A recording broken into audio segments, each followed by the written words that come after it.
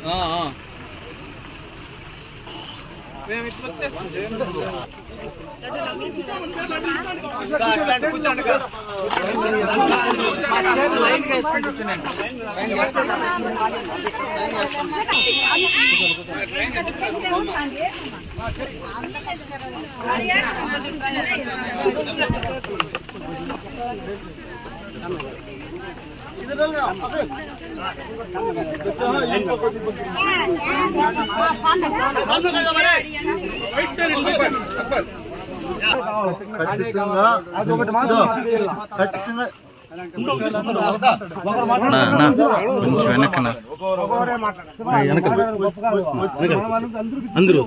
వచ్చిన వాళ్ళంతా చెప్పేది ఎన్నైనా చెప్పింది మాట్లాడేటప్పుడు జగన్ అన్న అబద్ధం చెప్పుడు, వెంకటయ్య గౌడ అబద్ధం చెప్పుడు, గుర్తుపెట్టుకోండి మీరు. ఎలా అంటే ఇప్పుడు 2014 ఎలక్షన్లప్పుడు చంద్రబాబు నాయుడు అలివి కాని హామీలు 600 చెప్పినాడా లేదా? మీరెవరన్నా డోక్రా గ్రూపుల్లో ఉంటారు అక్క? మీరెవరన్నా మీరు డోక్రా గ్రూపుల్లో ఉంటారు కదా, 2014లో ఉంటారా లేదా? చంద్రబాబు ఏం చెప్పినాడు? మీ డోక్రా రుణమాఫీ చేసేస్తాను అన్నాడు. చెప్పినాడా లేదా? చేసినాడా? మీ ఇంట్లో ఎవరన్నా పిల్లలు ఉంటే, చదువుకోండి పిల్లలు ఉంటే ఇంటికి ఒక ఉద్యోగం ఇస్తాము అన్నాడు.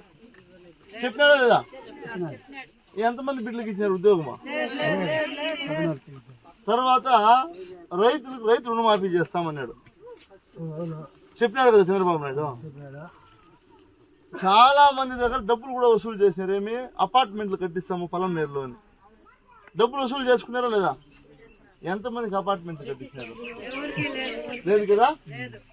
జగనన్న ఏం చెప్పినట్టు చెప్పు, నవరత్నాలు ఖచ్చితంగా నేను ఇచ్చినటువంటి నవరత్నాలు నేను అమలు చేస్తాను, నాకు అధికారం ఏంది మనల్ని అడిగినాడు. మిమ్మల్ని అడిగితే మీరు ఆ రోజు ఓటు వేస్తే, 2019లో ఓటు వేస్తే జగనన్న ముఖ్యమంత్రి అయిన తర్వాత ఆయన చెప్పినవన్నీ చేసినాడా లేదా మిమ్మల్ని అడుగుతా ఉండదు.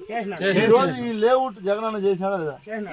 మీరు అడుగుతా ఉండేది ఒక రోడ్డు, ఆ రోడ్డుకు పోయి బ్రిడ్జ్, అది మేము చేపిస్తాం. సరేనా? చంద్రబాబు నాయుడు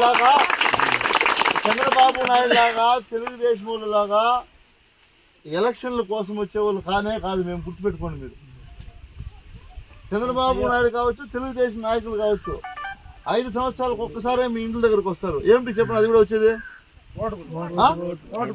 వెంకటయ్య గౌడ్ ఎన్నిసార్లు మీ ఇంటి దాకా వచ్చినా డిగ్రీ చెప్పండి. ఎమ్మెల్యే అయిన తర్వాత ఎన్నిసార్లు వచ్చినా నేను ఇంతే. ఇది గుర్తుపెట్టుకోవాల్సింది మీరేమంటే, వాళ్ళకు ఓటు అక్కర ఉంది కాబట్టి ఓటు ఎట్లన్నా కానీ యామారిచి మీ దగ్గర ఓటు వేయించిన దానికి వస్తారు. ఓటు ఎలక్షన్ అయిపోయిన తర్వాత మిమ్మల్ని ఎవరు పట్టించుకోరు, గుర్తుపెట్టుకోండి. ఈ 5 సంవత్సరాల్లో జగనన్న మిమ్మల్ని ఎట్లా కాపాడుకున్నాడో మళ్ళీ వచ్చే 5 సంవత్సరాల్లో అట్లా జగనన్న మళ్ళీ కాపాడుకుంటాడు.